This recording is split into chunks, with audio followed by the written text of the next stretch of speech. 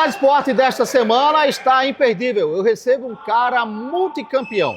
Ele é pai de 3 filhos, formado em educação física, conquistou o bicampeonato paralímpico de futebol de cegos. Na primeira edição, participou dos Jogos, conquistando a medalha de forma invicta. E detalhe, sem tomar nenhum gol. Na China, ele teve a melhor defesa com apenas 2 gols sofridos. Tetracampeão brasileiro, tricampeão da Copa América, campeão do Parapan, campeão do mundo e o único goleiro do Brasil a ser escolhido como o melhor do mundo. Eu falo dele, Andreone Fabrício Farias do Rego. Ele que é duodeca campeão nordestino. Andreone, seja bem-vindo ao Cidade Esporte e parabéns pelas conquistas. Bem-vindo, Pedro Paulo. É um prazer estar aqui para bater um papo e falar um pouco do futebol de cegos na minha vida até hoje, né? E o que é o futebol de cegos? É o esporte que é praticado por milhões de pessoas no mundo. O esporte que faz com que o cego ele mostre que ele tem condições de jogar futebol e de chegar a uma Paralimpíada, a um Mundial, mostrar o seu potencial.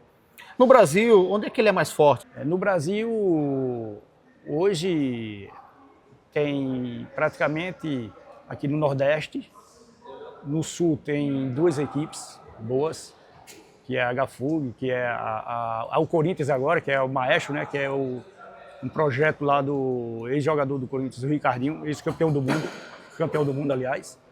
E aqui no Nordeste temos a PASSE, aqui da Paraíba, qual eu joguei, foi minha primeira equipe, eu joguei 12 anos pela PASSE. A PADEV de Campina Grande também, uma das grandes forças aqui do Nordeste. E tinha também o ICB da Bahia, que foi pentacampeão brasileiro, que revelou, né, o Jefinho, o Cássio, o Guegueu, que Cássio até hoje é da seleção brasileira, o Jefinho que já foi eleito também o melhor do mundo. Pois é, as equipes mais fortes do Brasil hoje são essas. E fora do Brasil, qual é o país que domina, além do Brasil, claro? Nós vimos que esse ano a França, né, foi a campeã paralímpica, mas a Colômbia está com uma grande equipe, a equipe da Argentina, como sempre, uma das favoritas, né, a ser campeão do mundo. E a China, o Irã também estão com boas equipes. Agora, interessante, né, Andreone? O futebol de cegos ele é muito forte no masculino, mas não existe o feminino, né? Pelo menos nas Paralimpíadas. Nas Paralimpíadas não. Já teve aqui no Brasil, eu acho que foi em 2009, 2010, a Aurece, a segunda equipe que eu joguei em 2 equipes aqui no Brasil, a PASSE daqui da Paraíba e a Aurece do Rio de Janeiro. 12 anos na PASSE e 8 anos na Aurece. A Aurece foi a primeira equipe a fazer uma equipe de futebol feminino. Agora, com relação ao jogo em si, o esporte, já passou por alguma situação engraçada? Ih, ele enxerga? Já, várias vezes. Quando você diz que é goleiro de futebol de cego, aí às vezes pergunta, e você não enxerga não? Tem problema de deficiência visual? Você não enxerga, não é cego, não sei o que. Eu digo, não. O goleiro é o único que enxerga no futebol de cegos. Mas tem algumas pessoas que têm alguma limitação de visão, mas ainda vê alguns vultos, né? Tem. Tem alguns que dá para ver um pouco assim pelo vulto, e isso faz com que sem a venda e sem o tampão oftálmico, ele leve vantagem sobre aqueles que estão que é cego total, que não dá para enxergar vulto, nada. Agora, atrás do gol tem um cara chamado chamador, que ele fica com um instrumento batendo atrás para indicar o jogador onde bater, para a direita, para a esquerda, indicando o alto e o baixo. Você já teve algum problema na hora da defesa, teve que dizer, ei, meu amigo, cala a boca aí, tá atrapalhando, xingar? Tem, várias vezes. Várias vezes a gente fica, às vezes, discutindo, porque eu tenho um limite para poder orientar minha defesa. Essa mesma distância que eu tenho é a dele. Mas às vezes a bola está lá na frente, está lá passando do nosso limite, ele está já chamando o cara e gritando, falando alto. Isso atrapalha para mim orientar minha defesa. Aí, às vezes a gente chamar o árbitro e fala com o árbitro, aí ele toma a providência. Isso já faz parte da estratégia para tentar desconcentrar o goleiro? Também, eles fazem isso. Agora também a gente que é goleiro também faz muito é conversar com eles. Eu mesmo, quando estava jogando, eu gostava muito de, quando a bola estava lá, eu ficar conversando aqui com eles, porque às vezes eu tirava a atenção do chamador. Como você, sendo um professor de educação física e também conhecedor das 4 linhas, conhece muito o que é estar debaixo dos 3 paus, né? Dentro dessas dificuldades, ser goleiro de futebol de cegos ou futebol de 5, como algumas pessoas conhecem, futebol de salão, handebol e futebol de campo, qual é o mais difícil? O mais difícil é do futebol de cegos, porque a gente tem um limite de área, que é 2 metros à frente do gol e 1 metro na lateral. A gente não pode sair dessa área para orientar. Enquanto a bola está depois da limitação nossa, que é marcada na quadra, não podemos orientar e falar muito alto, porque aí atrapalha tanto o atacante como atrapalha também o nosso defensor.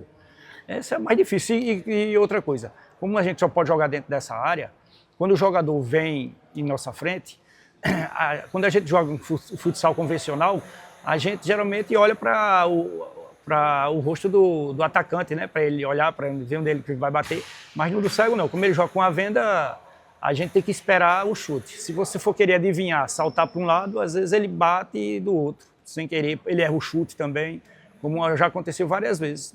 Agora, diante desse contexto, como foi que o futebol de cegos ou futebol de 5 entrou na tua vida? Eu estava jogando futsal pela equipe do Jaguar da cidade de Areia em 98.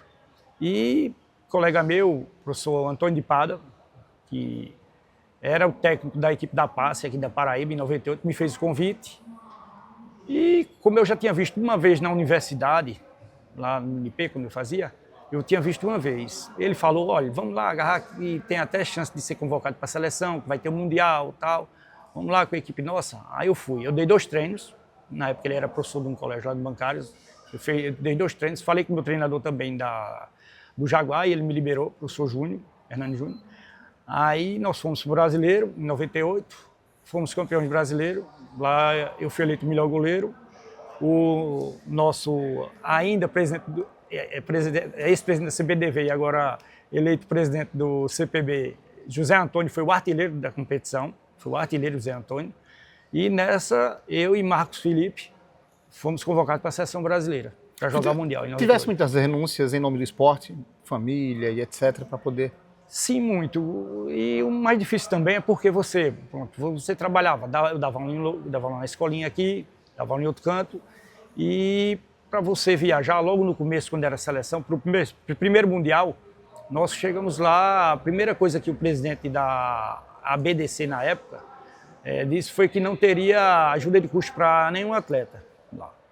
E isso ficava pesando um pouco para o lado da gente, né? Porque você sair, passar uns 30 dias fora e deixar onde você dá aula sem receber, porque não ia receber nada nesse Mundial. Mas nós fomos, era o primeiro Mundial, eu não podia perder essa oportunidade, porque eu acho que se a gente não tivesse aceitado, não teríamos chegado a uma Paralimpíada. Tem uma ideia de quantos países chegou a conhecer? Eu acho que 5, 6. Muito bacana essa experiência cultural, né? Essa riqueza cultural. E o que você aprendeu ao longo desse tempo que ficou na seleção? Quais foram os erros, os acertos? A gente aprende muito assim, porque é o seguinte, aqui no Nordeste é de um jeito, lá no Sul, Sudeste é outro. A convivência com os meninos, né? A sua fala, o jeito dos meninos. Tem os meninos mesmo na seleção que... Tem menino que chegou na seleção com 15, 16 anos, no caso do Ricardinho, o Jefinho, o Cássio, o Guegueu. Chegou na seleção, os meninos mais novos, e quando chegava a gente tinha um pouco que ensinar eles, que até para poder se alimentar, os meninos não cortavam a carne deles, não gostava de tal alimento, como na Argentina mesmo. Teve um caso que o Jefinho mesmo, eu mesmo falei com o garçom lá na hora para ver se tinha o frango e o arroz e um purê, porque a comida que vinha assim ele não gostava muito. Entendi. Olha, eu vou te deixar uma pergunta, no próximo bloco você responde. bastidores das Vilas Paralímpicas. Uma história que você tem em mente. Fica aí, a gente volta já já. Voltamos com o Cidade Esporte e ao meu lado, Andreone Fabrizio. Ele é goleiro da Seleção Brasileira Paralímpica, bicampeão, né, como goleiro da Seleção Paralímpica, tanto em Atenas quanto na China, e hoje está vivendo aí o momento áureo, esse multicampeão Andreone, que eu tenho o maior carinho, sou fã desse cara. Andreone, bloco anterior, eu fiz a pergunta para você. Um bastidor das Vilas Paralímpicas das quais você vivenciou, que você possa contar. Uma das coisas que eu achei muito engraçado foi que nós, no caminho que a gente saía do nosso prédio para a refeição e na volta, quando era à noite, tudo beleza, e quando era de manhã, que nós passávamos pela a concentração da Alemanha, os baldes de lixo lá estavam todos cheios de cerveja. Eu dizia ao ministro, geralmente eu andava com o Bill, né? Bill Marco, que era aqui da Paraíba, eu dizia, Bill, rapaz, o lixeiro do pessoal da Alemanha, meu amigo, tá cheio de cerveja, meu amigo. Ele disse, rapaz, é mesmo? Eu digo, isso não é Paralimpíada, fica aí. A gente ficava assim, pensando, meu amigo, os caras bebem muita cerveja. Se eu pegar esses caras aí, eu já vou estar assim, ó. E depois de tudo isso, qual foi a impressão que o Andreone teve das Paralimpíadas? Rapaz, é show de bola lá. Lá você aprende muita coisa, porque, pronto, como eu jogo de futebol de cego, lá você tem todas as modalidades, né? Tem PC, tem o pessoal que tem a deficiência física, mas lá todos são atletas. Lá não tem isso não. Até o menino que você vê lá, o pessoal do bote, era brincadeira. É uma lição de vida que você aprende. Você aprende muita coisa lá. É outro mundo. Você vê assim, você pensa, meu amigo, os caras são fera. E quando eu saía, às vezes, eu gostava muito de assistir as outras competições. Eu ia assistir o goalball, eu ia para o atletismo, eu ia para a natação. Eu ia para, geralmente, quando dava tempo, que estava livre, estava liberado, eu ia assistir as outras modalidades. Não ficava só no futebol. Conseguiu fazer turismo por lá? Andar? Pouco, um pouco. Em Atenas era mais complicado, dava mais para sair para assistir os jogos, mas em Pequim foi melhor, dava para a gente sair no shopping lá. Em 2008 em Pequim foi melhor. Eu imagino para você, cara, como professor de educação física, conhecendo o berço das Olimpíadas por lá, cara, é fantástico, hein? Realmente, e como você falou, como professor de educação física, valeu muito porque em colégios que eu já trabalhei e que eu trabalho, nós temos meninos que têm deficiência também. Eu tenho uma história que eu ensinei em um colégio, lá no Antônio Navarro.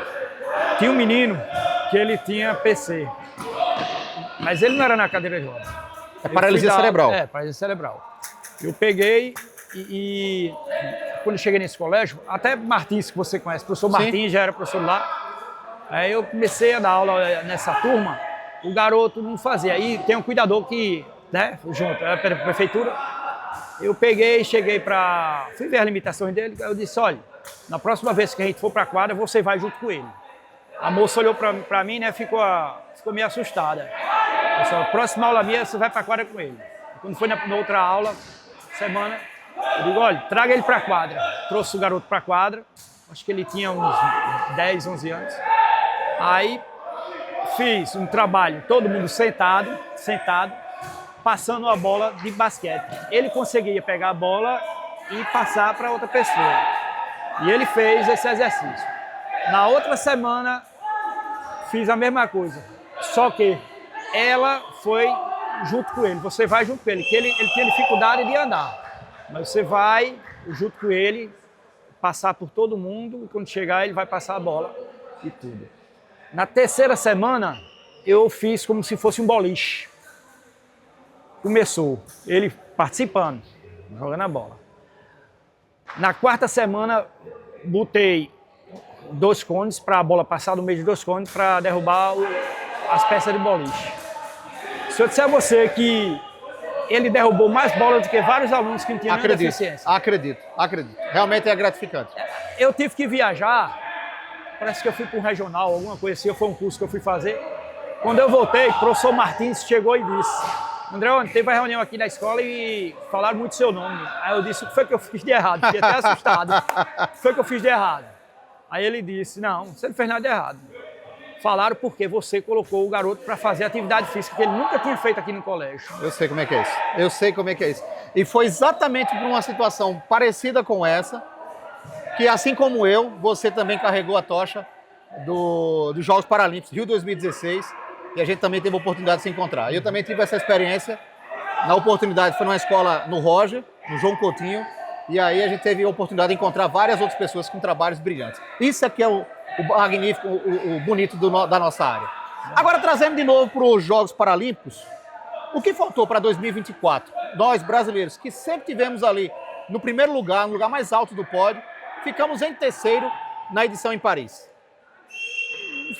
Assim, às vezes é na hora do jogo, porque eu vim aqui no Instituto mesmo, o treinamento dos meninos, acompanhei vários treinos aqui dos meninos, vinha sempre por aqui acompanhar os treinos, os meninos treinaram muito, treinaram acho que até mais do que na outra Paralimpíada, mas só que tem o seguinte, as outras equipes também estão avançando.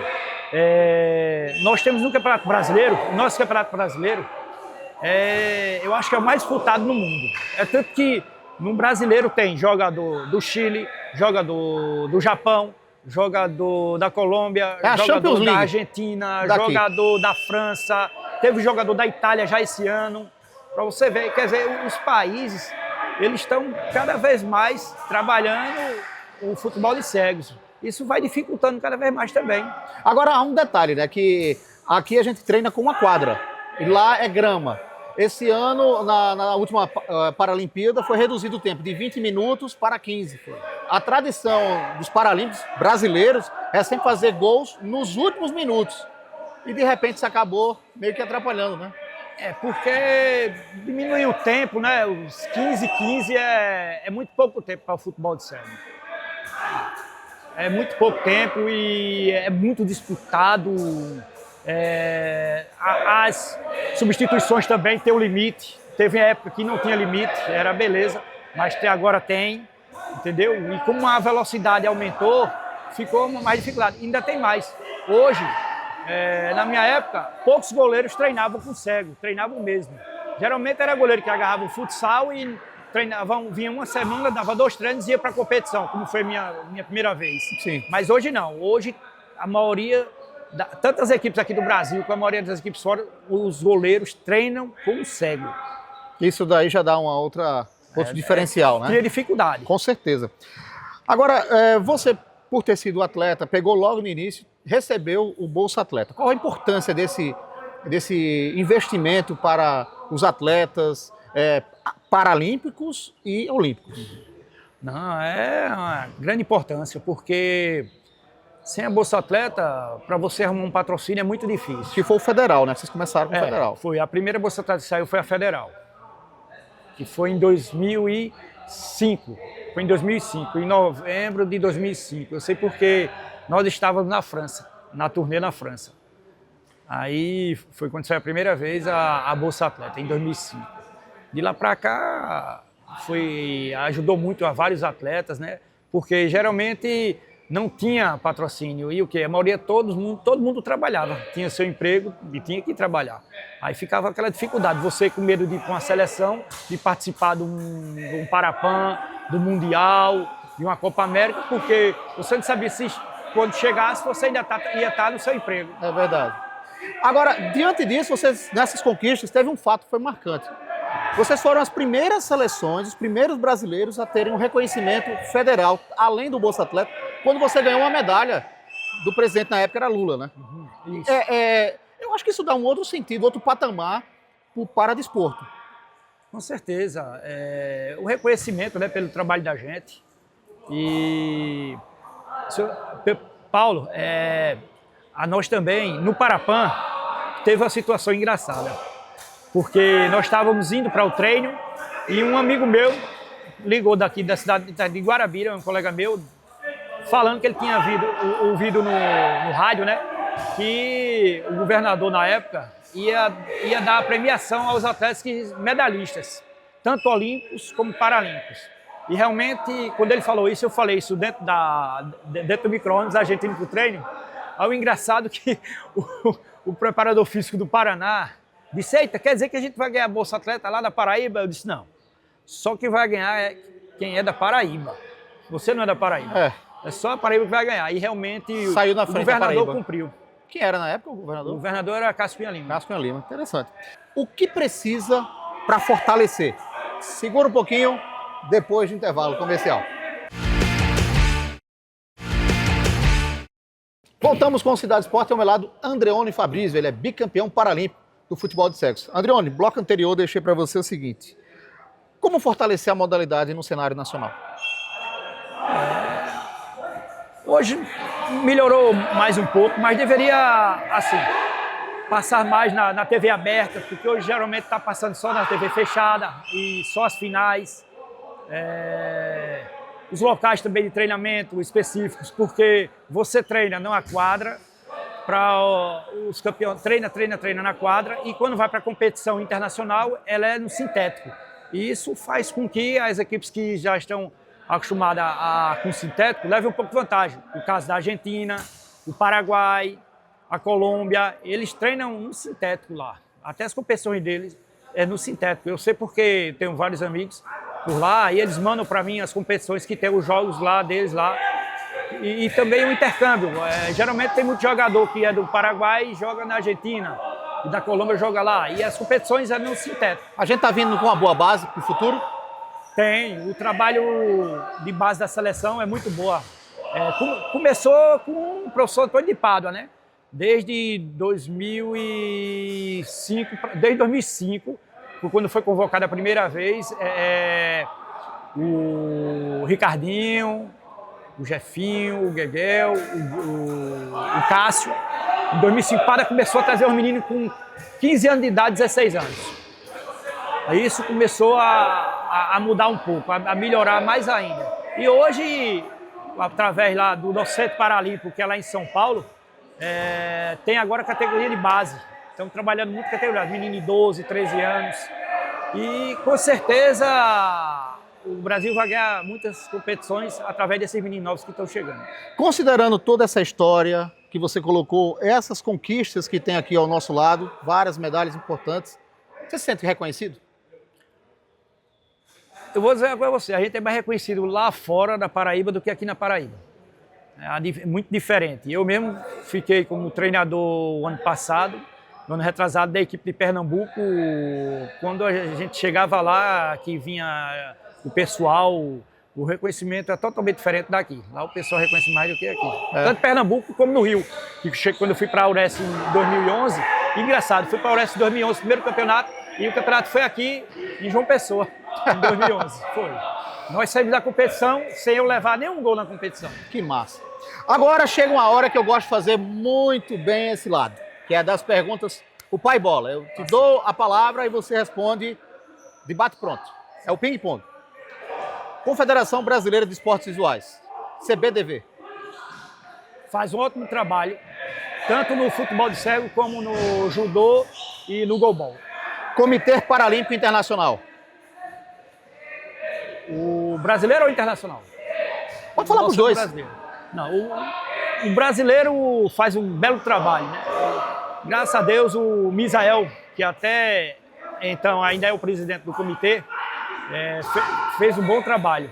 Tanto que o Brasil bateu recorde de medalhas. E agora está passando, né, o cajado para o nosso José Antônio, que era presidente da CBDV, e agora foi eleito, né, o presidente do Comitê Paralímpico, e agora em janeiro vai estar assumindo. E o internacional? O que é que você acha? Tende a melhorar porque em volta deles os comitês que tem nos outros países fazem um bom trabalho e tem muita força lá no Comitê Internacional, e com certeza vai melhorar mais ainda o esporte. Um campeonato? Que marcou? O campeonato que marcou foi o Mundial em 98. Inspiração esportiva? Inspiração esportiva? Zico. Como esportista, uma qualidade e um defeito? Como esportista, A qualidade de jogar sempre com respeito com meus adversários. Um defeito? Um defeito é reclamar às vezes dos diretores porque às vezes não cumprem o prometido. Quando você não está assistindo futebol de cegos, um esporte que você gosta de assistir? Futebol. Paralímpico. O esporte paralímpico? Eu gosto muito do atletismo. Time de coração do futebol? Tradicional. Flamengo. Família? É tudo na vida. Uma boa e uma lembrança? Boa lembrança. Chegar aqui em João Pessoa, em 2004, e ser recebido no aeroporto pelos meus pais. Uma lembrança? Uma lembrança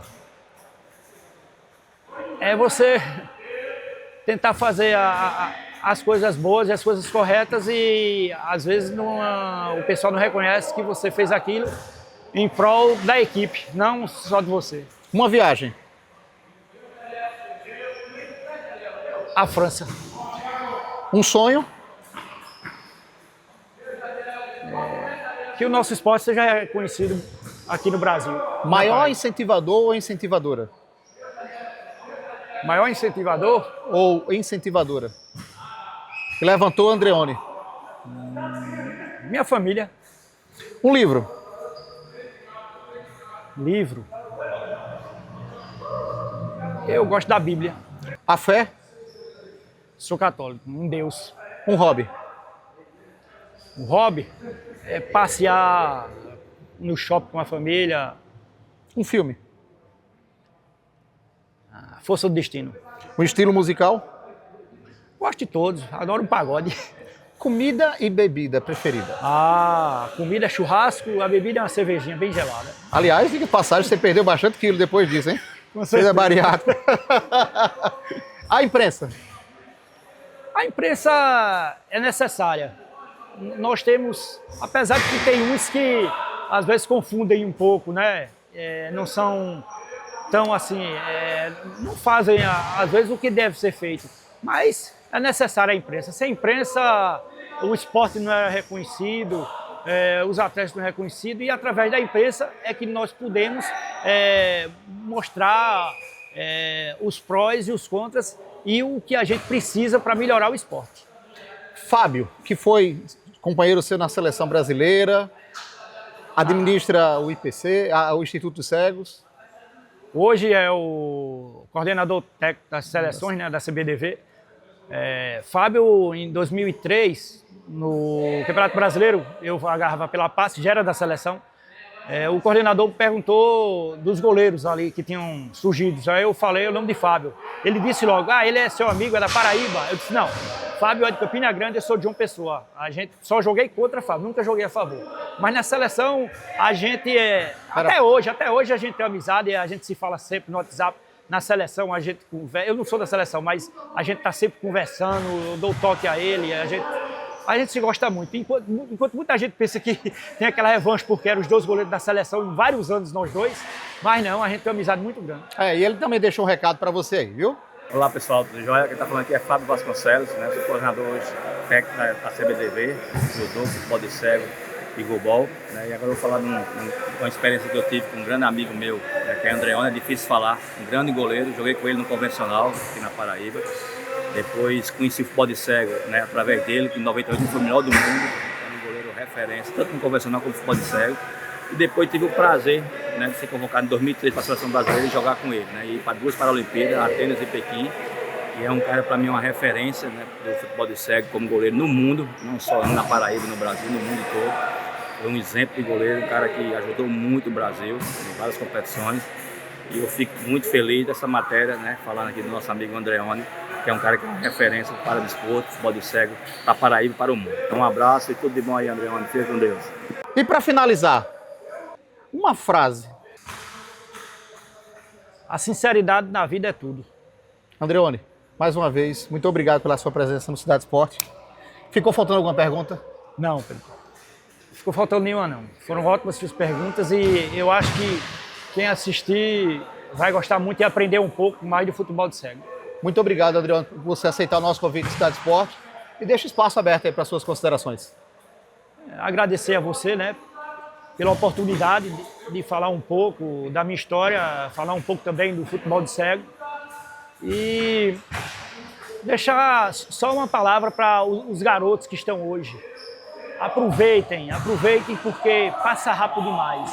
E se você aproveitar da melhor maneira possível, sendo correto com seus colegas, com os treinadores, com as equipes, você pode chegar lá onde eu cheguei, chegar numa Paralimpíada, chegar no Mundial, que esse é o ápice do qualquer atleta no mundo, é chegar numa Mundial ou numa Paralimpíada.